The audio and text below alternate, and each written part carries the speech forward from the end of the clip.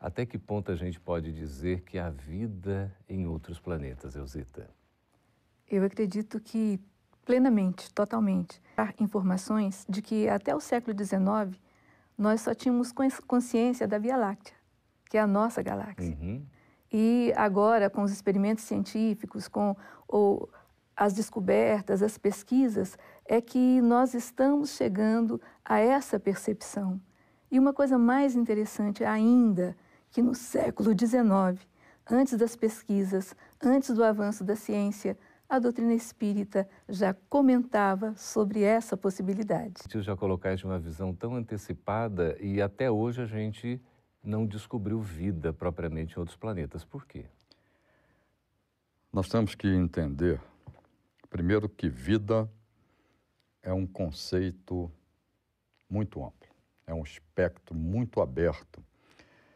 Se nós formos observar aqui no nosso planeta, nesse planeta que nós habitamos... Na Terra. Na Terra, não é? Lá no finzinho da Via Láctea, que é um finzinho do universo para a gente, né? Então, nós vemos que na própria Terra, no próprio planeta Terra, existem vários tipos de vida. Se nós formos às profundezas dos oceanos, nós temos um tipo de vida. Nós temos vidas que não consomem oxigênio.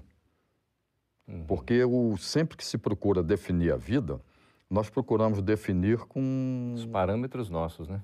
Nossos parâmetros. Então tem que consumir oxigênio, tem que reproduzir, tem que se alimentar, tem que excretar, uma série de coisas. Mas existem vidas que não satisfazem esses parâmetros, nem por isso deixam de ser vidas. E a gente poderia dizer, Elzita, que então existem os chamados extraterrestres? Com toda certeza, porque o povoamento não é só do planeta Terra.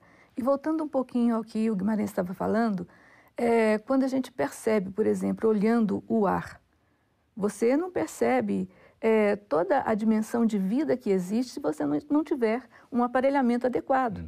Então, quando se diz assim, chegou-se a determinado planeta, a sonda tal, chegou no planeta tal, mas não há presença de vida. Mas será que o nosso aparelhamento está com a devida eficiência para perceber o que se trata de vida naquela dimensão?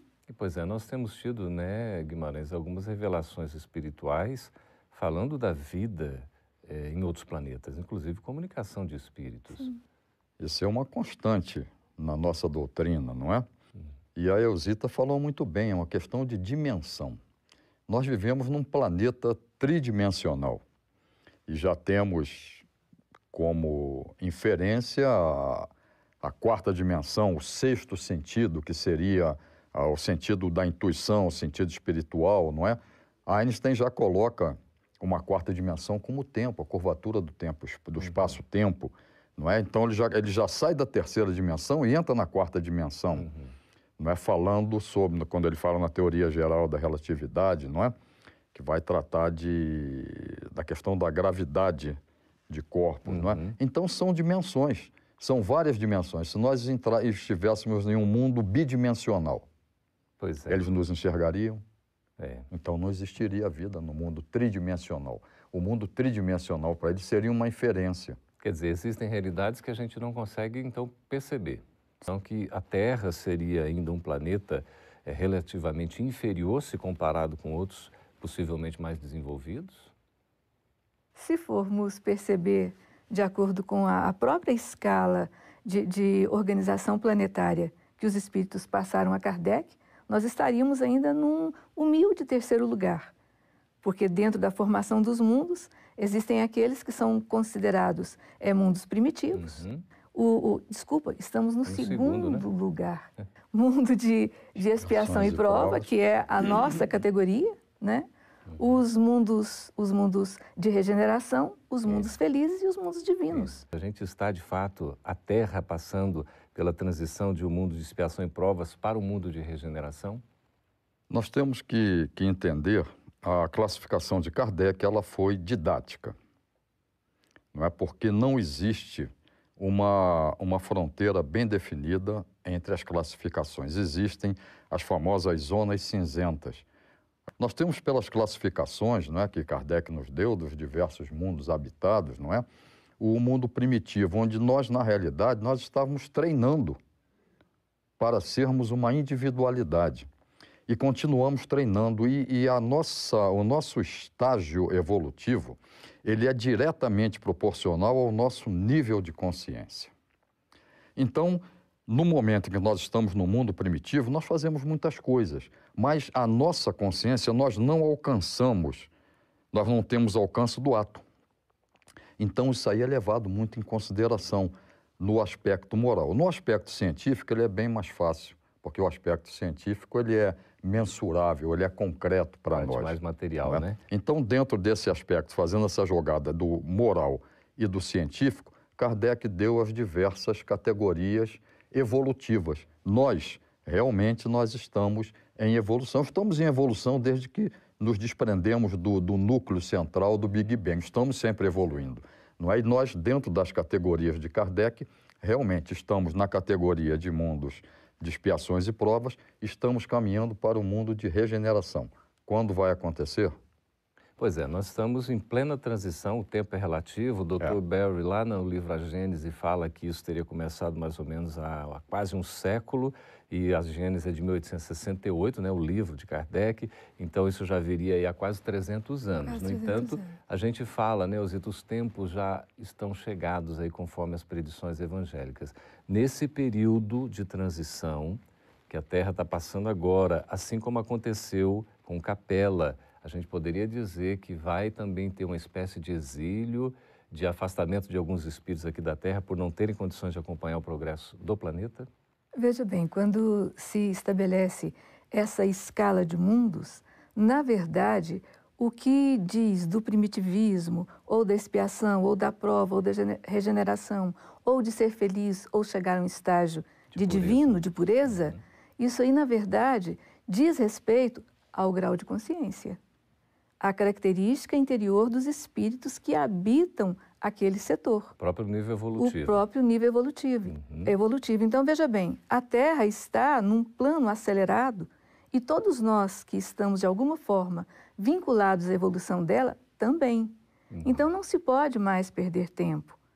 Nós temos que nos aproximar ao máximo desse despojamento da violência, do egoísmo, para sermos criaturas que comecem realmente a se beneficiar dos steps, dos ensaios deixados por Jesus, sobretudo nas bem-aventuranças, no Sermão do Monte.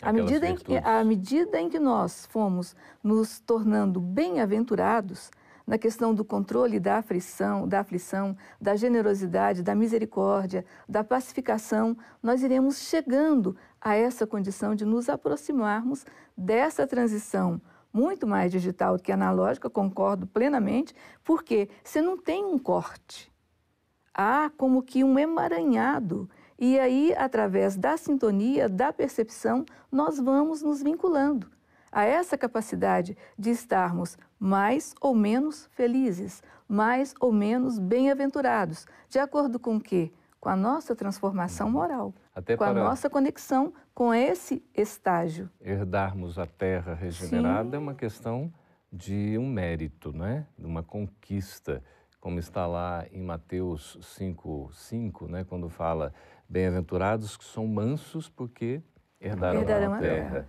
Quer dizer, são os mansos, os pacificadores serão chamados filhos de Deus. Guimarães, a questão aqui no livro da Gênese, em Kardec coloca sobre emigração, a saída e a imigração, a entrada de espíritos. Nesse momento a gente está vivendo isso na Terra? Nós estamos vivendo isso aí na Terra, e isso aí é um aspecto muito interessante que você colocou, porque mostra a interferência do plano espiritual nas nossas vidas. Porque nós, espíritos, nós, individualidade, nós temos em torno de nós a famosa psicosfera, não é? A nossa esfera psíquica, que nada mais é que a emanação de nossos pensamentos. E a esfera psíquica, a nossa individual, o somatório das individualidades dá a psicosfera do ambiente. E a Terra tem a sua psicosfera. E por intermédio dessa psicosfera é que se faz a sintonia com espíritos de nível mais elevado. Porque a psicosfera, ela dá afinidade. São os valores, é a coincidência de valores, de vivências, etc. As simpatias. Isso aí, assim, as simpatias, isso aí permite a sintonia. Então, nós temos que formar o quê? É a massa crítica. Porque o que vai definir que nós somos um mundo de regeneração será a psicosfera do planeta. Mas a psicosfera do planeta ela não é absoluta. No mundo de transição, nos mundos de transições, porque nós chegaremos ao ápice, segundo Kardec, nos ditosos, mas nós temos uma faixa que são espíritos dos mundos primitivos fazendo um estágio no mundo de expiações e provas, que para eles é uma evolução. Isso. A massa do nosso planeta ainda está naquele maniqueísmo entre bem e mal, ainda há uma predominância do mal. E já existem espíritos que estão puxando o progresso, fazendo a massa crítica para a mudança da psicosfera. E se nós não conseguirmos evoluir por nossa conta não, dentro desse contexto, a espiritualidade vai trazer espíritos de outros orbes para melhorar a psicosfera, porque o progresso não pode ser detido à marcha dele. Sempre fala que um espírito de um planeta pode reencarnar em outro, mas o Espiritismo fala sobre a vida de extraterrestre encarnado. Olha, o Espiritismo, ou a lógica da doutrina espírita, mostra determinados casos, né? Nós temos no livro Novas Mensagens de Humberto de Campos algum relato com relação a essa vida de intercâmbio espiritual. Nós temos no livro Cartas de uma Morta também, que a mãe de Chico trouxe explicações sobre vidas em outros planetas, no caso ela trata de Saturno mais especificamente. Um saturnino poderia de repente incorporar-se, encarnar-se em um corpo terráqueo? Se for da necessidade dele e da necessidade nossa, no caso eles são mais adiantados, em recebermos auxílio, isso acontece. Veja bem, Revista Espírita coloca a casa de Mozart, em que coloca Mozart como um jupiteriano.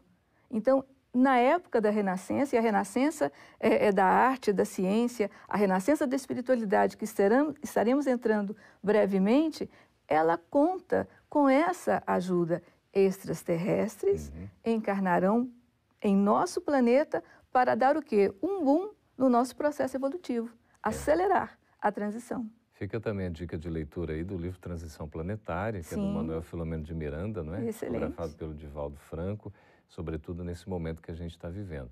Bom, Aristides, o nosso tempo já está encerrando. Esse tema para nós é uma mensagem de esperança. Você enxerga assim? Com certeza, não há dúvida. Há esperança no porvir. Isso aí nos facilita, nos emula a nossa mudança interna, porque é algo que nós gostaríamos de ter. Quem é que não gostaria de progredir? De estar melhor, né? né? De estar melhor do que estamos agora, né? Um grande incentivo, que bom, não tenha dúvida. Nós vamos ficar então com essa mensagem de esperança. Muito obrigado, Aristides Guimarães, pela presença. Uma satisfação tê-lo aqui. E também a Zita Mello, muito obrigado pela participação. Você gostou? Deixe seu like, inscreva-se no canal, acione o sininho.